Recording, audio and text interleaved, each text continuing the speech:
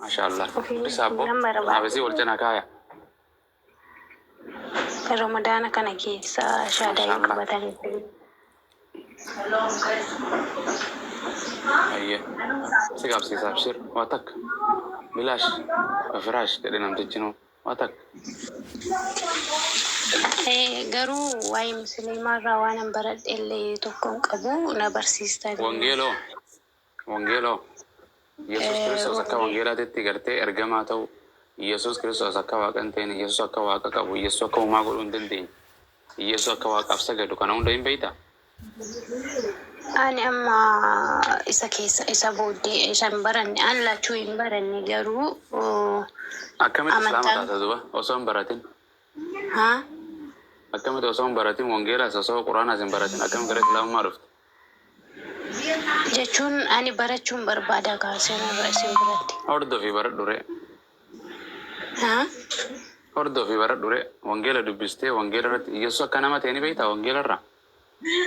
Jechuun shahaadaa qabadhee ka'een maal siiba shahaadaa qabattee achi booda laa dura jechuun wangeelama kee dubbistee jechuun wanta karagaa qaba as calau jettee amma as seentee guyyaa boru dhufanii Yesus fayyisaadha Yesus akkana dhukkuba si fayyisa isatti xeera isa baradheera. Wangeela irraa waan siin jedhe Yesus Kiristoos akka waaqayyoo qabu amantaa hin siin jedhe.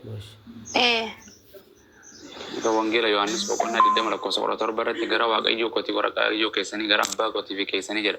Akkasuma Luqaas 6:12 irratti yeroo sanitti gara gaaraa ol ba'ee halkan guutuu waaqayyoon kadhachaa bulee jedha. Akkasuma Yesus Kiristoos gartee Yohaannis 5:30 irratti gartee yaani Yohaannis 6:40 irratti ani dhugicha isa waaqayyoo irraa dhageessanitti himee jira jedha isin ana nama akkasii ajjeesuu barbaaddan jedha. Akkasuma Yesus gartee wangeela Maatiyos boqonnaa 15:24 irratti ani kaniin argame warra koolota mana Israa'el keessaa badan duwwaa fi argame jedha. Ergamaa ta'u saba Israa'el qofaaf ta'u. Kana hunda qofa qabdaa? Ustaas quban qabaa garuu Ameerikaatti na fudhachuu dandeessu shaalaa yoon qabaadhe. Ameerikaa maali? Ani wayin Doonaald Tiraampi. Doonaald Tiraampi. Hundi hadiisaa jiran walla Doonaald Tiraampiin.